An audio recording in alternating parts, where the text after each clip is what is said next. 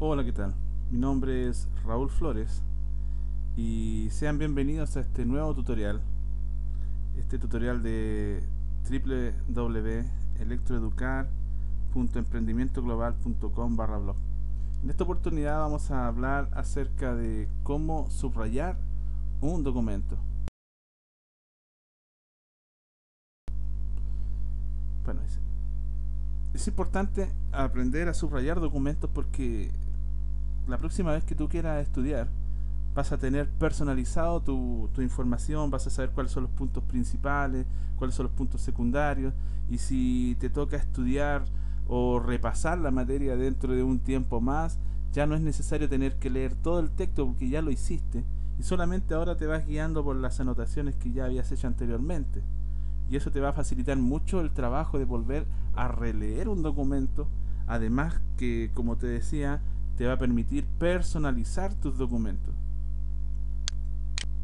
eh, Alguien una vez me preguntó si era bueno rayar un documento, un libro. Mira, la verdad que en lo personal a mí me gusta mucho rayar mis libros porque eso hace que mis libros se personalicen, son míos. Y la próxima vez que quiero leerlos ya sé dónde voy a encontrar la información porque ya los tengo personalizados, los tengo rayados de tal manera que yo los entiendo. Si necesito preparar un tema ya sé dónde buscarlos. Entonces vamos a ver en este tutorial cómo subrayar un libro. Ahora, si tú no quieres subrayar el libro, bueno, sácale fotocopia a las partes que tú quieres estudiar y raya en la fotocopia. Bueno, ¿qué vamos a subrayar? Fundamentalmente ideas principales, palabras técnicas, palabras del vocabulario del área en que tú te desarrollas. Yo, por ejemplo, soy profesor de electricidad, electrónica y automatismo, entonces las palabras técnicas que uso en mi vocabulario generalmente yo las subrayo, que son palabras importantes. Y datos, los datos importantes. Los datos, por ejemplo, que tú vas a usar para posteriormente ocuparlo en algún tipo de información. ¿Cuáles son las formas que vamos a subrayar? Las líneas, la doble línea es para las ideas principales, la línea sencilla para ideas secundarias, la línea discontinua para ideas menos importantes. Ahora las líneas en color las podemos usar para cuando sean cosas importantes para destacar, y las ondas para cuando sean datos. Ahora, cuando tengamos que subrayar un párrafo completo, en vez de tener que subrayar el párrafo completo, le colocamos unos corchetes a ambos lados y agrupamos ese párrafo. Y aquí tenemos algunos signos para algunas anotaciones marginales. ¿Ya? El signo de interrogación para alguna idea dudosa, el de exclamación para una buena idea, doble signo de exclamación para una muy buena idea, doble signo de interrogación cuando nosotros consideremos que esa parte es un error, el signo de exclamación con el de interrogación cuando una idea nos parece interesante, el globo con una letra E cuando nosotros consideremos que esa parte del contenido puede entrar en el examen, que probablemente el profesor pudiese preguntar por esa parte, entonces lo vamos a dejar ahí marcado para ponerle más énfasis a la hora de estudiar. Un asterisco cuando se trate de una llamada,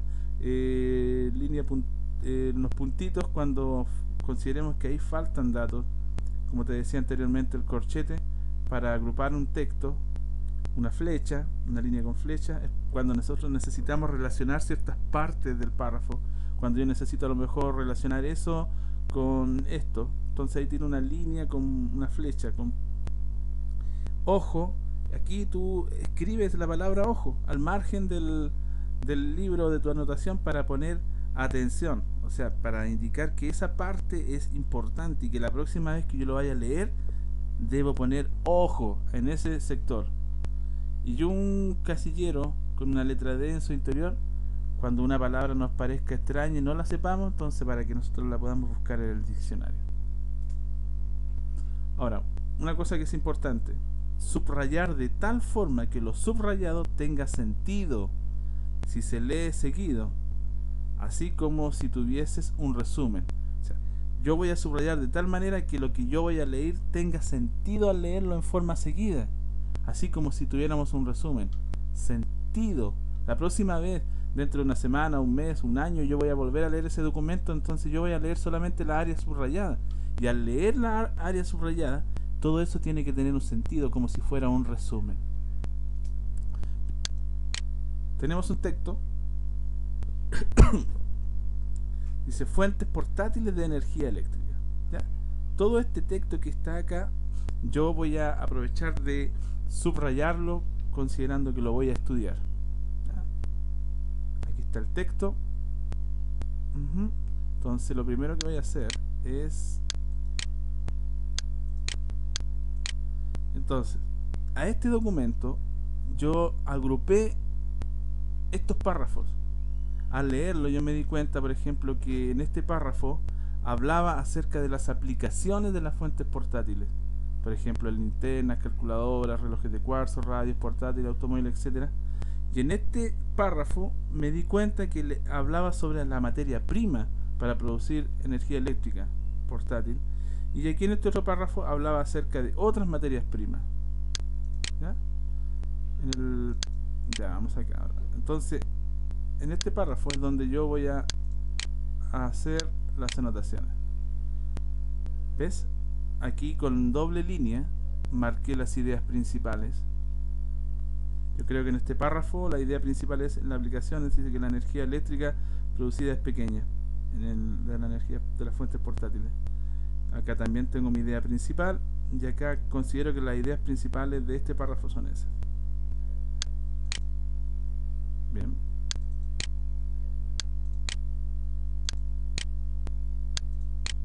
Aquí coloqué las líneas sencillas para indicar que estas son ideas secundarias. ¿Ves? Ahí tengo más ideas secundarias. Ok.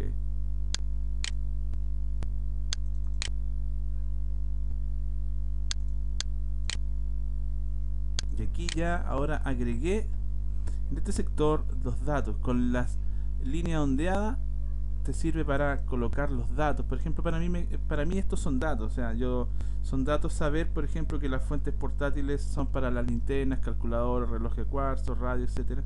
Aquí seguí anotando algunos datos. Consideré, por ejemplo, que este también era un dato cerca de la celda fotoeléctrica. Ok.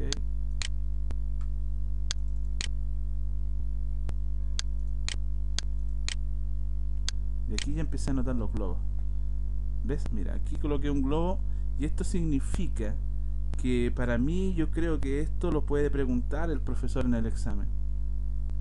Este dato, esto también creo que es muy importante y creo que probablemente lo pudiese consultar el profesor.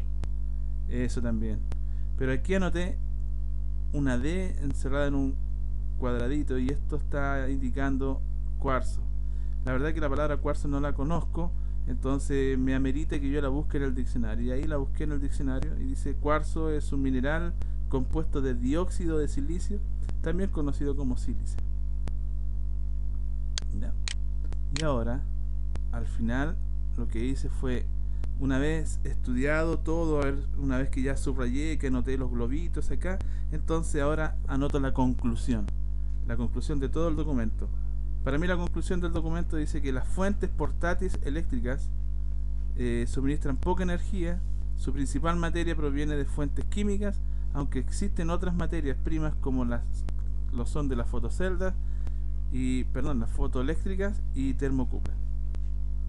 Una vez que tú ya tienes toda esta información subrayada, tienes tu conclusión, la próxima vez que te toque estudiar ya va a ser mucho más fácil. Puede pasar tiempo, un mes, 2 meses, vas a volver a retomar este documento y ya te va a ser mucho más fácil y te vas a acordar porque ya tienes subrayadas las ideas principales, ideas secundarias, ya tienes la conclusión, puedes leer la conclusión e inmediatamente te vas a acordar de todo lo que está aquí y va a estar personalizado tu documento.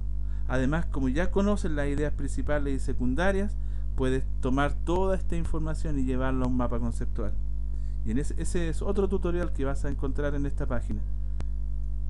Y de esa forma, ya entonces puedes subrayar un documento.